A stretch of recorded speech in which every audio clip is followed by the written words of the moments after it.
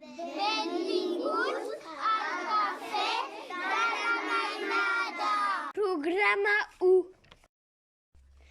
Avui farem dites. Qui té boca s'equivoca, qui té nas es moca. La dita nos diu que és normal equivocar-se. Qui té bon amic, té bon abric. La dita explica que quan tens un amic, cal que t'ajuda. No diguis blat fins que no et tinguis els aquí ben lligats. La dita ens diu que no hem de dir una cosa si no ens estem segurs. Qui no vulgui pols, que no vengui a l'era.